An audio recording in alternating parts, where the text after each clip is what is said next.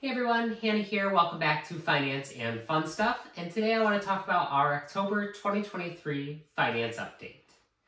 As always, if you enjoy these videos, please make sure to give it a like as it really helps out the channel. And if you want to see how our finances move month to month and be alerted every single time I upload these videos, as well as any other videos that come on this channel, you're going to want to make sure you are subscribed. So please make sure to do that. But without further ado, let's get right into this month's finance update. So September was a very busy month for us. I had my Lost Lands, and Sage had a beach vacation that I was able to join with her on as well. So we did end up spending quite a bit of money, and that is definitely reflective here in the budget. But our net worth actually this month is sitting at negative $442.23, which is actually an increase over the last month by about 120 bucks. Now, it's always awesome and encouraging to see this number inching up, and it definitely is encouraging to see it this month, especially with all the money that we spent. But I don't think it's really indicative of the whole picture. It is more so just done by the returns that we've had on our stocks within the last 30 days.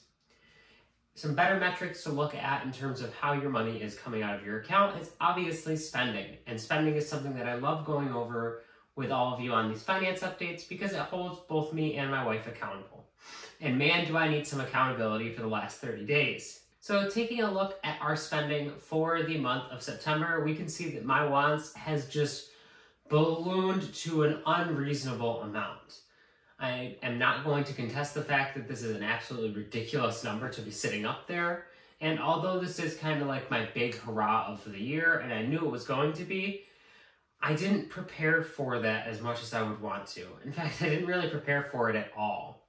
The only preparations I really did were buying some camping supplies with money that I had already saved up, but I didn't have nearly the amount of money that I wanted to have saved up in the Lost Lands category, and so that meant that a lot of this money that was spent on Lost Lands just came out of other areas of the budget and came out of other places that we really need to keep that money in, and I do feel a lot of shame and remorse surrounding all that money that I spent, and I thought it was important to touch on that here because I think it's important to talk about the fact that sometimes you do feel ashamed when you spend money outside of what your goals and priorities are, but it's not important to dwell on the shame and all of the things that you have done in the past, and instead try to move forward and say, what can I do today and tomorrow to better my financial situation so that way I feel better about my personal finance journey.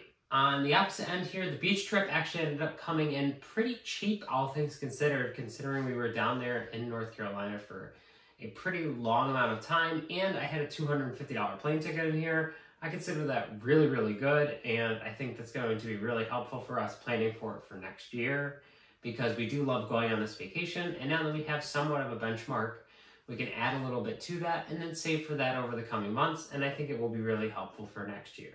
So how am I planning to avoid having these issues again with my really flagrant spending while at that music festival? Well, for one, I'm going to be using prepaid debit cards at any music festival that I go to in the future. A lot of these music festivals now are cashless, which is great for security, COVID, all that stuff.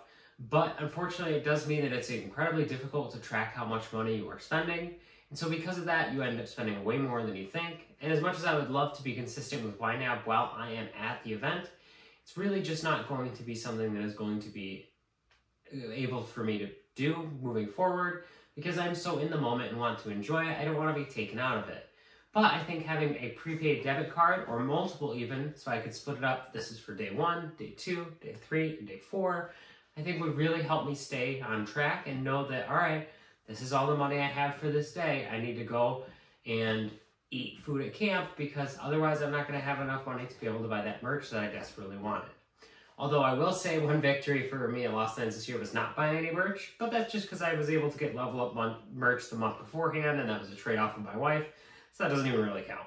I fully realize that I'm going to need to pay the price over the next couple of months with losing a lot of fun money, and I'm totally ready to accept that. I definitely spent way too much money over the last 30 days, and I think for the next 30 at the very least, probably significantly more, I need to have my spending reined in pretty significantly. So taking a look at our goals that we set last month for us to do all throughout the month of September, the first one was to be more preemptive with checking the budget, And I think we were fucking fantastic at this before I went to Lost Lands. After I went to Lost Lands and it became clear that we were really, really short on money because of the amount of money that I was spending and hemorrhaging out at the festival, we really weren't as good with it as we could have been throughout the rest of the vacation that we had.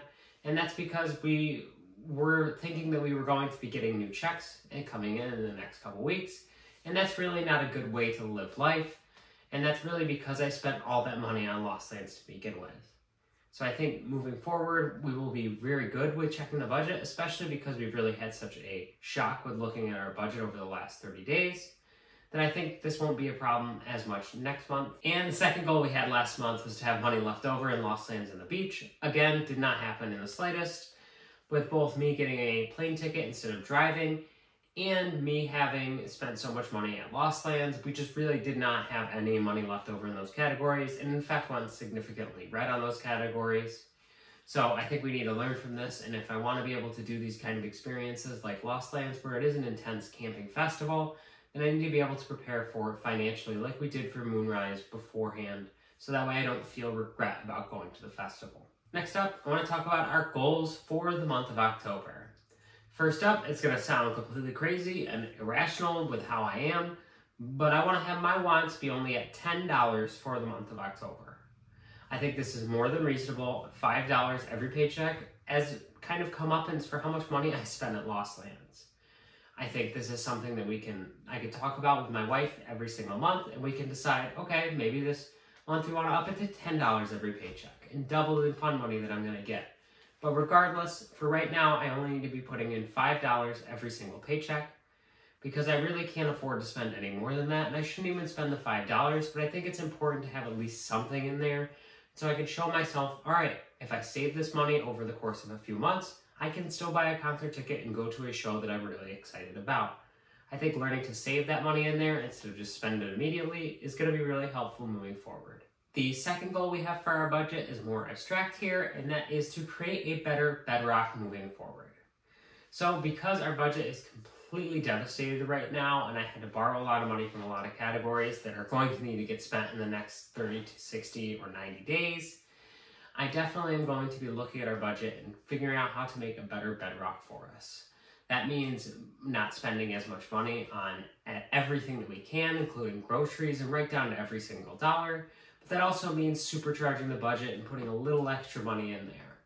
If that means taking out a little bit out of our HSA with verified health expenses that we have well spent more on than what's in our HSA this year, then that means doing that. If that means going out and doing some Instacart drives or a little bit of DoorDash to make a little bit of extra money to put in the budget, then it means doing that. But I want to, over the next 30 days, really take the time to sit down and create a better bedrock for our budget so that way we can make it through the winter season. So there we have it. That is our October 2023 finance update. Even though we spent a lot of money over the last 30 days, and that's largely my fault, I am happy to see that our net worth did go up in the last month.